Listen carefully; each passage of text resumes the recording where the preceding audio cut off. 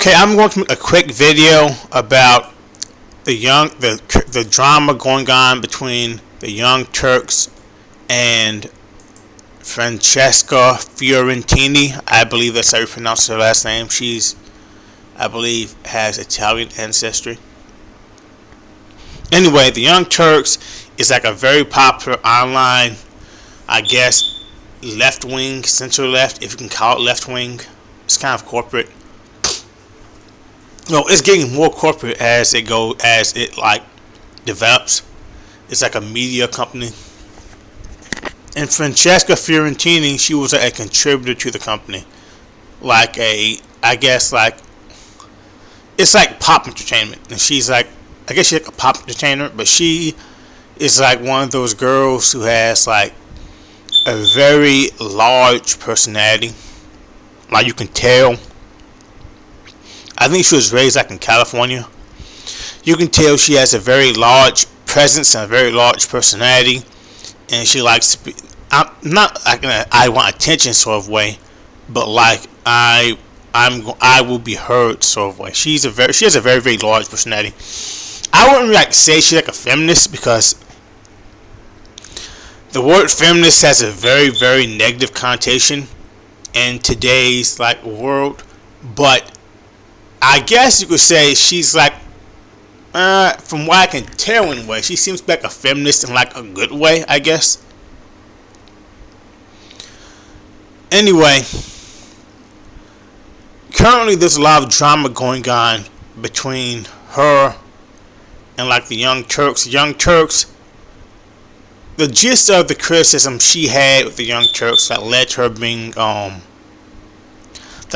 being from them dissing themselves from her is that she's arguing that they're basically breaking under pressure under the Trump presidency, trying to appeal to people who she argues they ought not appeal to, which are people to basically their political right.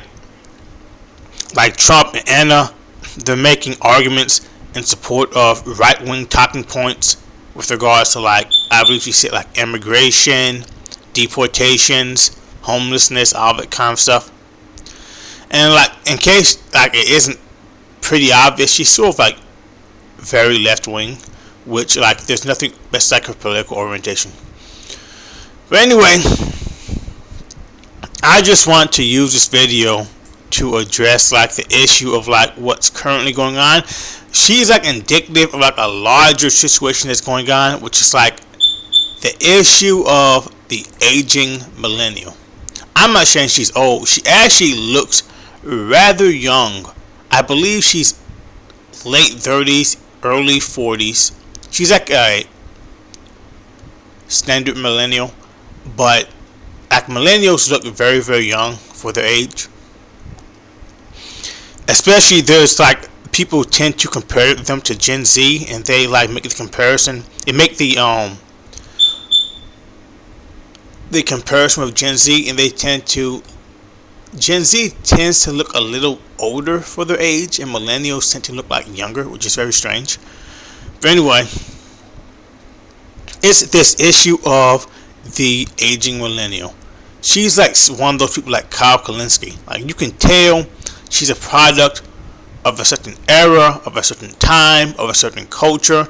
You can tell she was like a fan of like late night news shows like Jon Stewart and stuff. You can tell she came of age during like the time of the moral majority in America, when like Christianity was like very dominant. And it's like now that she has been let go of TYT, I think like her brand is a little out of place. I think she probably has a future in like online commentating and stuff, and maybe even like mainstream news. But you can tell she probably could have done something very very well, like very very big 20-15 or even like 10 years ago. She has one of those personalities that screams like talent, kind of.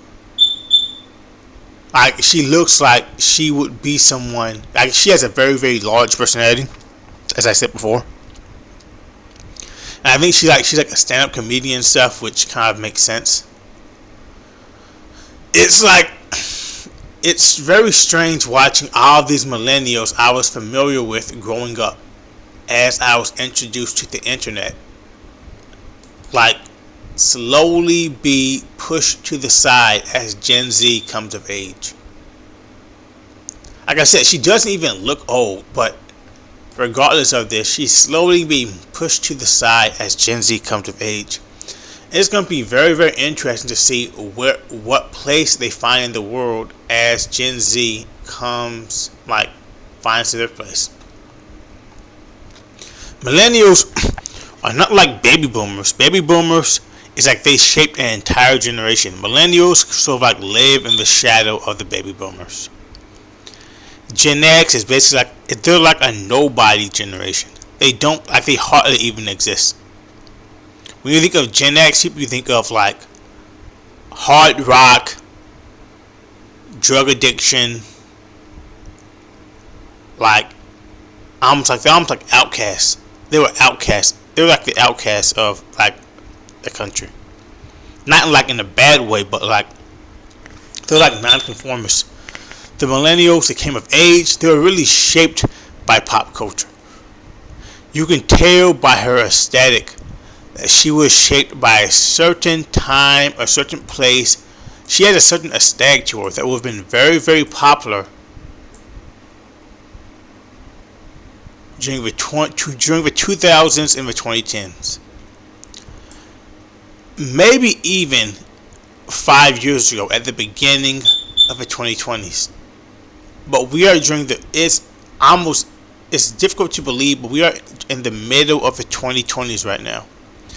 And she's like Kyle Kulinski. I'm curious how she's going to survive in the current media landscape.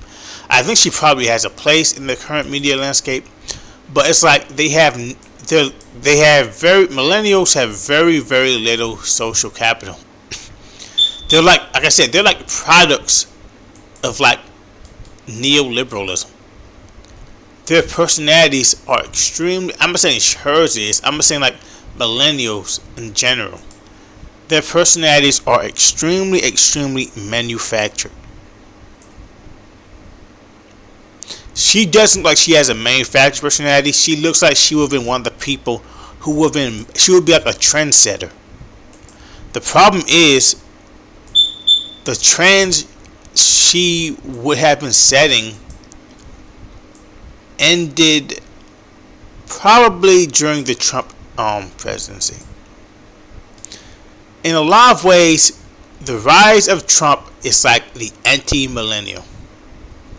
Trump represents everything the millennials were raised to hate. And Gen Z is a very, very reactionary generation. So I'm curious how she's going to appeal to the current generation. What audience is she going to try to appeal to? Millennials have basically no political power in the current landscape. They have no money. They have very little inheritance. Their power is primarily cultural. It's like millennials are almost like the black people of the generations.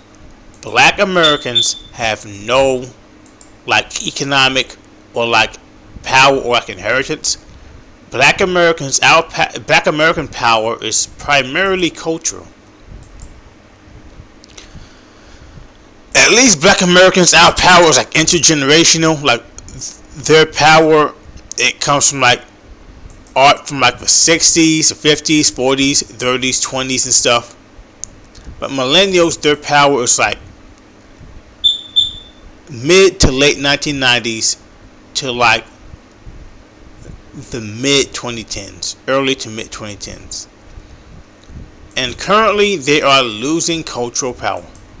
And they seem almost like out of place. So it's very, very curious to me how they're going to survive in the changing landscape. And of course, like I said, this is very strange because I grew up like watching a lot of these people.